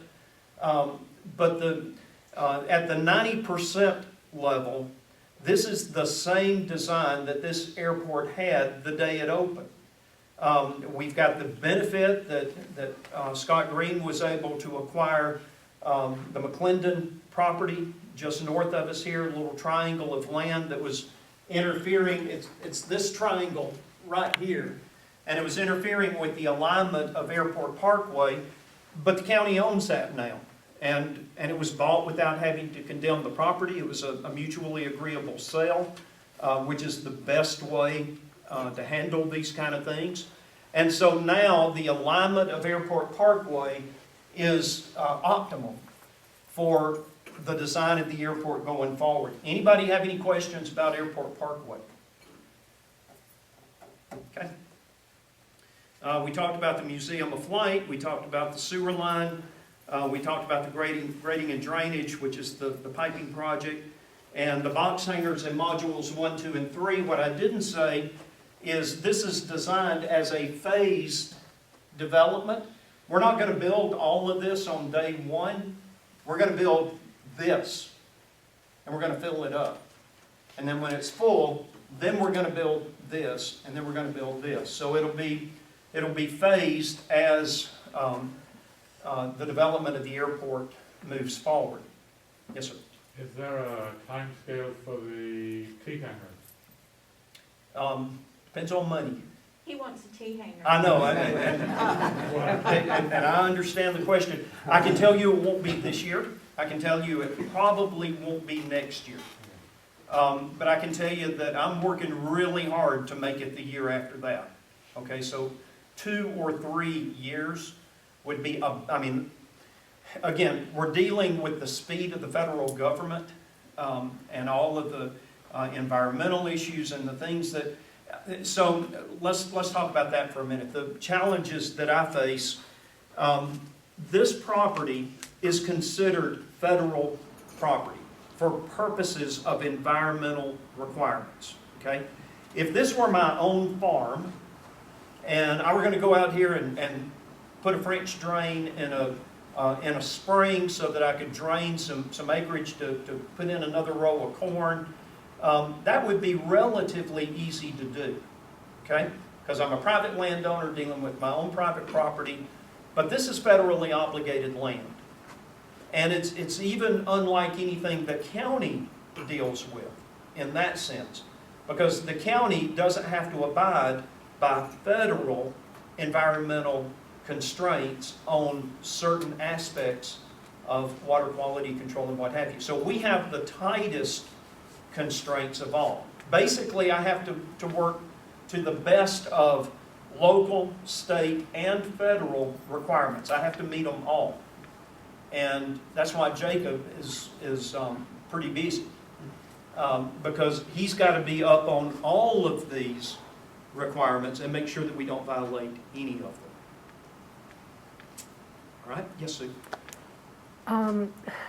Several people have reached out to me about this meeting tonight and asked if you did not discuss the local financial obligation to this project, if you would. The what? The local contribution to this Okay, project. we don't know today what the local contribution will be. That's up to these folks, okay? So I can tell you, I'd like it to be a lot, because I would like to build this quick, and the quickest way to build it is with local money, because it's much easier to control local money. But just like I said with the parks and, you know, getting in line behind 30 other projects, you know, every department in Paulding County is just like the airport in that they've got more projects than they've got money. And so I will be in line with all of the other projects that are going forward, and I will have to make the compelling case to these folks that local money invested in this airport is a wise investment. And we will have to look at the return on investment, the need, you know, what is, when you start looking at how much tax money can this airport generate within 5 years, maybe it's worth spending some more local money to shorten the fuse on some of these projects so that I get to T-hangers more quickly, as an example. Because I know with 100% certainty, unless the economy just totally falls apart, that's a steady stream of income. And I didn't even talk about the stream of income to the airport itself. If we build these T-hangers, it's an average of about $350 to $400 per T-hanger per aircraft. So multiply that times 40 times 12 months a year, and that's a big number. And that number, if we had the T-hangers paid for, would probably operate the airport. So the airport then becomes self-sufficient. Now, does the airport have to be self-sufficient to be revenue neutral? No, it doesn't. Because again, all of this ad valorem tax and sales tax and other revenue streams that indirectly come into the county as a result of having the airport here feeds into the economic equation. And that's a very complicated equation. It's not as simple as saying, well, we spent $300,000 building the wall and the big jet's paying $500,000 in rent this year. It's more complicated than that. So, because he's also buying gas and doing other things. And so the whole economic side of the equation is what's going to determine the answer to your question of how much local money will be spent. And that's not up to me. That'll be ultimately up to the Board of Commissioners and the voters of Paulding County to decide what is the wisdom of further investment in this airport. And that will determine the speed at which all of these ideas that I've got on the board behind me actually get accomplished. And that's why I say it's a 5 to 10 year plan, because I have no real expectation that I'm going to get all the money I need from all sources that I need it from to finish every bit of this in 5 years. That's just not realistic. And so it will stretch out based on how the numbers stack up and what makes economic and financial sense. And that's why we have county management. That's why they make hard decisions. That's why they have to decide between parks and jails and reservoirs and airports. And they would love to fund them all in a big way. I'll speak for y'all for a minute. And you can't do it all, can you? And so it all comes down to a triage of how do I spend the taxpayers' money most effectively to get the biggest bang for the buck and move this county forward, not this airport. So the important thing in that equation is not Terry gets a big shiny rock to manage as an airport. It's what is the biggest economic advantage for the county in having an expanded airport that meets all of the aviation needs of our community. So, May I throw out a couple of numbers? The airplane that's in the corporate hangar, we call it Hangar 1 of the corporate hangar, you want to point to it? Most people probably already know. that building right there. That houses a Gulfstream 650, owned by a company called BB1. Yep. And that one airplane and ad valorem tax for this year, that's due 2 days ago, And they paid it. I checked. They paid it. They've paid it. was $460,000, $460,000 in change, and that's equivalent to a hundred. $487,080. Okay, I'd rather go low than go high. But that's the actual, $487,000, actual number. which is the equivalent of 108 of the average homes in Paulding County. 108. The average home in Paulding County is $226,000.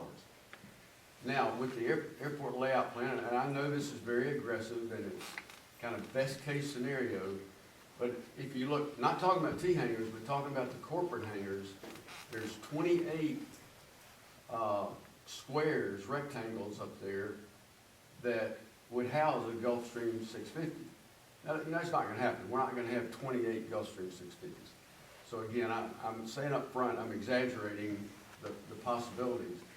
But if you could fill all those up with that same kind of airplane that we have, it's $12,880,000.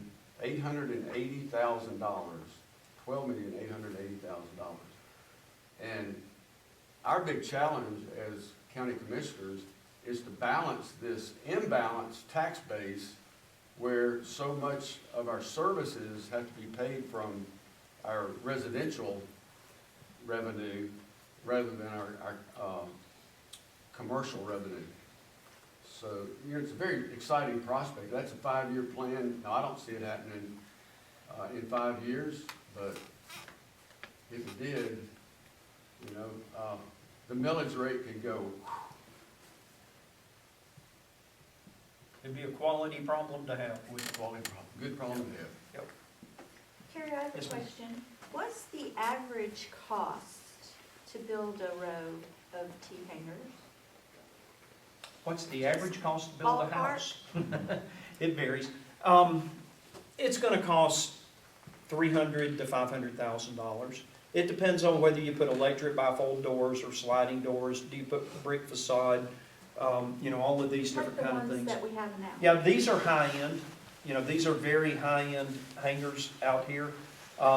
You're probably in excess of $500,000 to build another row like that.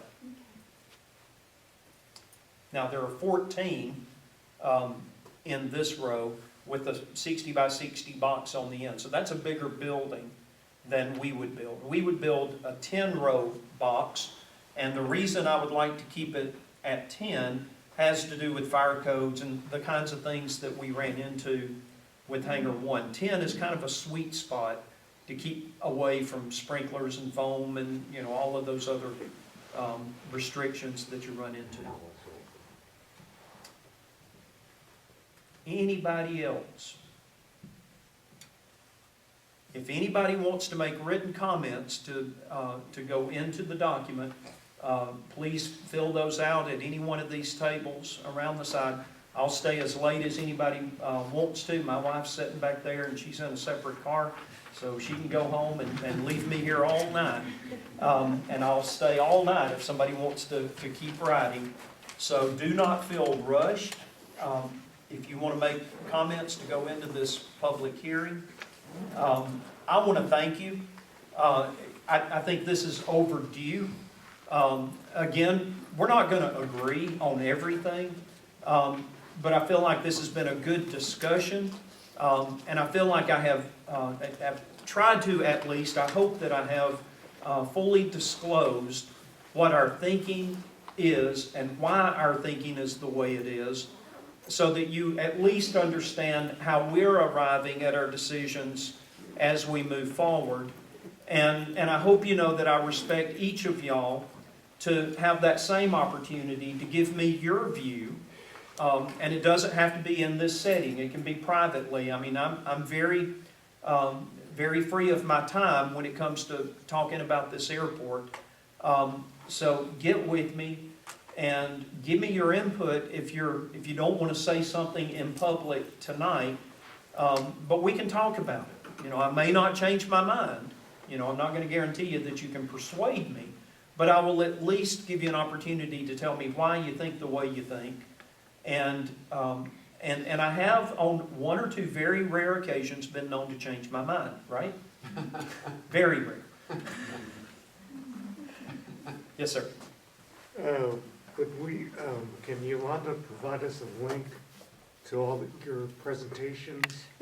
We're doing some revamping of our website, so I can't give it to you as a link just yet, but I'm happy to send you any of it. Okay. And then probably by the first of the year, we're going to have an update on our website, and then we'll be able to publish these things ourselves without having to go through the county's website to put them up, and it'll be a lot easier. But if you'll get with Yolanda and tell her what you want, Okay. everything that I have presented tonight is public domain. Right. There are no secrets in any of this. And so just let me know what you want. I'll get you copies of the presentation, the graphic, any of it. Okay. Thank you. All right? All good? Let's go home. Thanks, sir. Thank y'all. Thank you.